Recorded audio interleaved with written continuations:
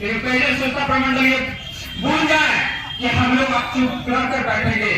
आज से हम लोग आगाज है लड़ाई का, सड़क से लेकर आपको न्यायालय तक लड़ाई जारी रहेगी और सड़क पर हम लोग लगातार इस देश की जो संविधान है, जो कानून है, जो धारा है, इसको बचाने के लिए हम लोग संघर्षरत हैं और संघर्ष करते रहेंगे। मैं बता देना चाहता हूँ प्रेसिडेंट के कर्तव्य को कि आप जो सोच रहे हैं कि सूचना नहीं देंगे तो ये आप गलतफहमी में हैं। सूचना तो हम लोग हर हाल में लेके रहेंगे और पेयजल प्रमंडल के द्वारा सूचना भी देगा, चाहे वो आप दीजिए या न्यायालय के आदेश से मिलेगा या प्रवर्तन निदेशालय के माध्यम से आपके वहाँ पे जांच पड़ताल होगी, ये समय बताएगा। लेकिन मैं आज आपको चेतावनी देना चाहता हूँ और 1 हफ्ता का समय देते हैं, 1 हफ्ता समय रहते आप सूचना उपलब्ध कराएं, नहीं तो हम लोग और भी चरणबद्ध आंदोलन के साथ खड़ा होंगे।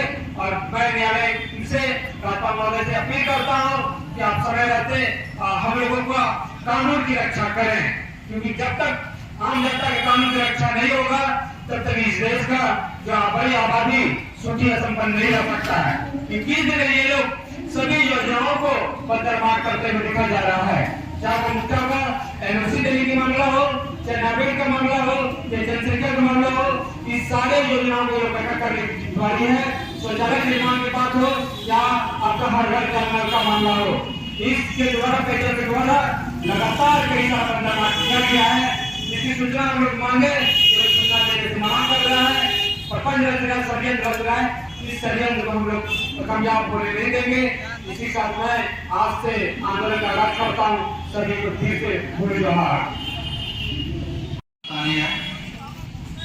आज के दिन हम लोग सभी छात्र जो एकत्रित हुए हैं यहाँ पे, इसका बहुत ही खास मकसद है, क्योंकि हिंदुस्तान का संविधान खतरे में है। और ये खतरे में इसलिए है, ये अरे आवाज क्यों आता है? हेलो,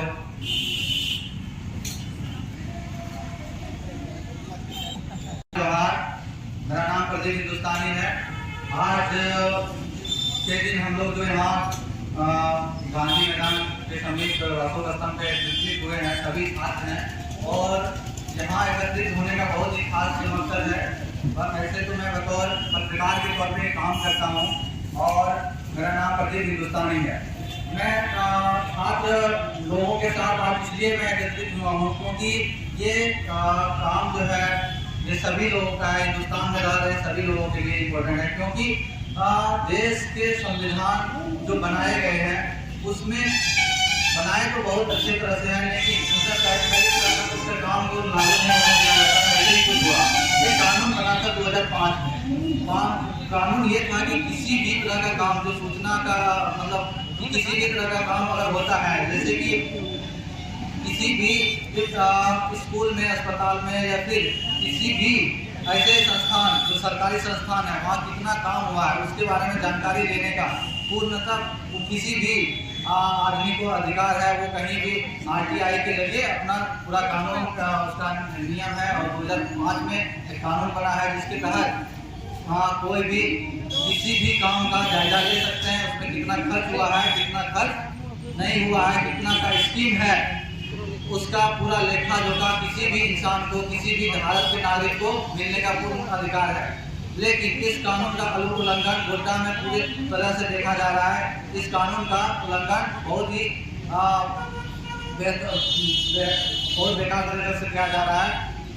कुछ दिन पहले हम लोगों के द्वारा एक RTI के जरिए से पेयजल एवं स्वच्छता प्रमंडल गोड्डा को जो है एक लेटर भेजे थे, जिसमें कि हर गोड्डा जिला में हो रहे तमाम तरह के ऐसे कार्य हैं जिसके बारे में तरह तरह का घोटाला हो रहा है। तो उसकी जानकारी के लिए हम लोगों ने RTI मारा था और RTI की तहत हम लोग जानकारी लेने की कोशिश किए थे, लेकिन सूचना अधिकारी के द्वारा और पेयजल स्वच्छता विभाग के द्वारा जो है ये जानकारी नहीं मिल पाया। जानकारी हम लोग लेना चाहते थे कि ये 2019 से लेके अभी जो 22 चल रहा है, अब तक स्वच्छता भारत के मिशन के अंतर्गत स्वच्छ भारत अभियान के अंतर्गत कितना खर्चा हुआ है।